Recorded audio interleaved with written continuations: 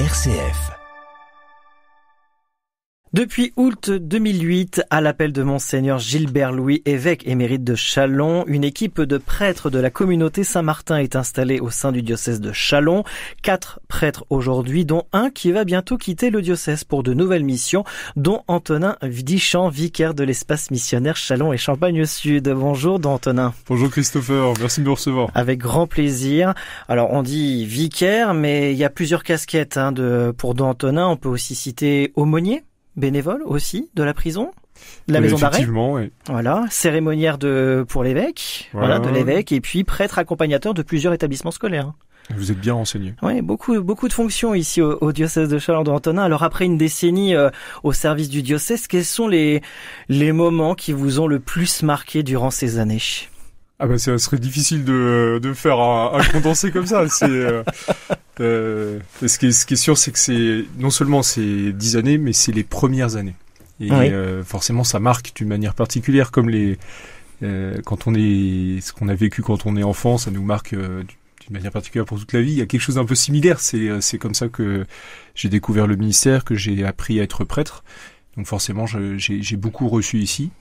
Et puis j'ai eu des missions qui ont aussi pas mal évolué. J'ai commencé vraiment sur le centre. Au début, il y avait qu'une paroisse, et puis petit à petit, ça a grandi.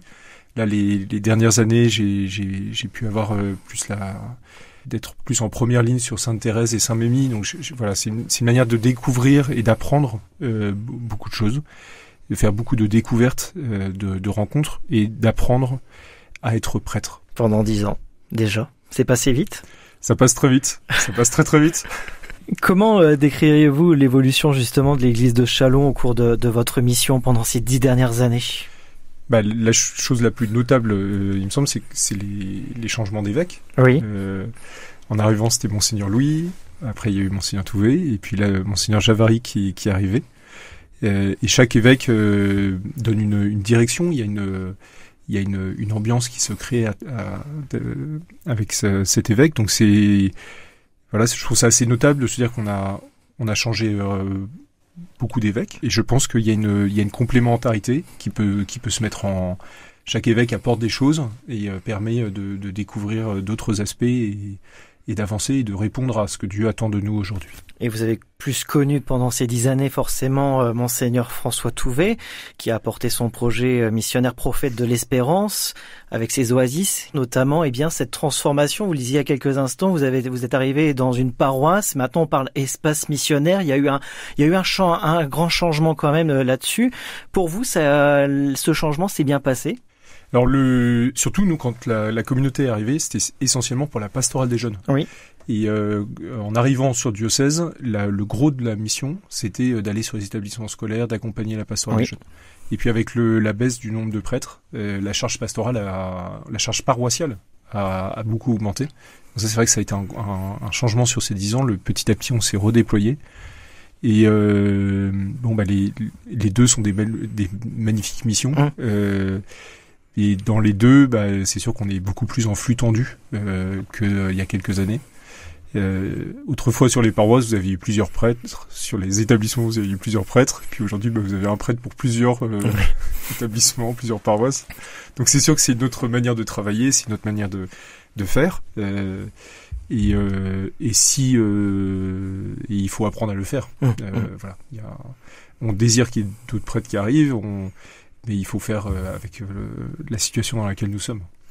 Don Antonin Dichamp, quel défi avez-vous rencontré en tant que vicaire, cérémoniaire ou encore prêtre accompagnateur ? Et justement, par rapport à ces défis, comment les avez-vous surmontés au fil des années ? S'il y a eu des défis, j'imagine qu'il y en a eu des défis. Oui, il y a eu des défis. Je pense que le principal obstacle ou le principal... défi, c'est son péché, donc il faut se convertir.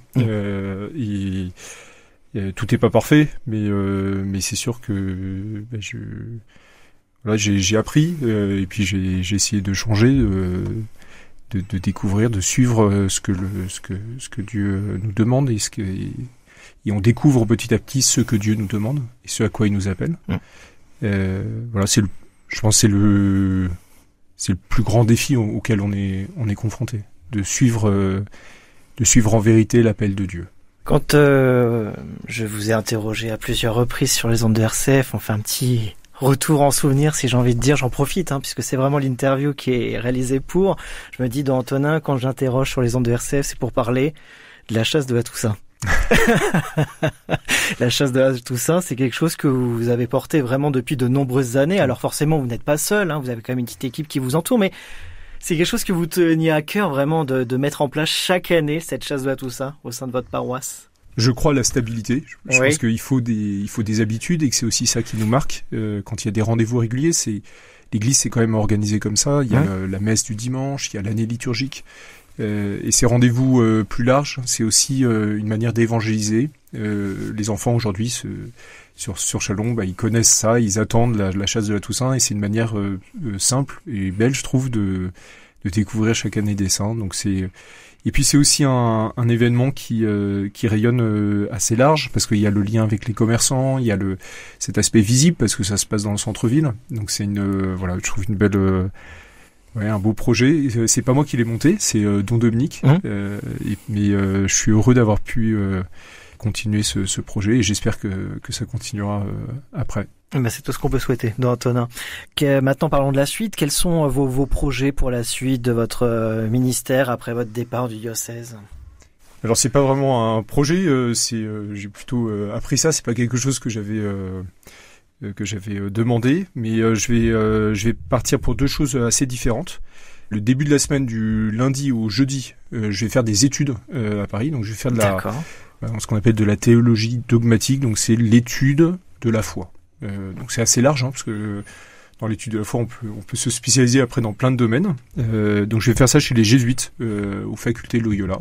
Je vais découvrir. D'accord. Et puis la fin de la semaine, du vendredi au dimanche, je serai sur la cathédrale d'Amiens avec un aspect aussi de pastorat des jeunes. Alors là j'avais pas mal de primaires. Là je vais passer chez les plus vieux. Je serai avec des lycéens. Je vais être sur deux lycées. Et puis je vais continuer un peu comme ici, les aumôneries, les préparations au baptême des jeunes. Tout ça sur 3 jours. Normalement, je vais pas trop m'ennuyer l'année prochaine. On risque pas. Déjà, vous ne vous ennuyez pas ici, alors encore moins l'année prochaine. Avant de nous quitter, dans Antonin, quel message souhaiteriez-vous laisser à l'église de Châlons ? La première chose, c'est que je remercie Dieu de m'avoir envoyé là et de m'avoir d'abord appelé au sacerdoce. D'avoir pu vivre ces années dans ce diocèse avec ces magnifiques églises, mais surtout d'avoir pu découvrir et servir le peuple de Dieu. La deuxième chose que je le remercie, c'est d'être resté fidèle, de toujours être prêtre et d'avoir le désir de le servir. Et puis je le remercie aussi pour la bonté que j'ai rencontrée, toutes ces personnes, tout ce qu'on a pu partager ensemble. Merci. Antonin, on vous remercie également, nous, au nom de l'équipe de RCF, d'avoir toujours accepté de notre invitation dans les studios pour parler de l'actualité, de l'espace missionnaire, de vos paroisses, des événements que vous avez menés pendant toutes ces années. Merci beaucoup. Merci de votre invitation. Et puis, j'ai envie de dire bonne continuation dans vos prochaines missions et puis donc dans vos études. Donc l'année prochaine, d'Antonin, je rappelle, vicaire de l'espace missionnaire Châlons et Champagne au Sud, qui va quitter le diocèse de Châlons pour de nouvelles missions à partir de septembre prochain. Oui, fin ou début septembre. Merci d'Antonin. Au revoir Christopher.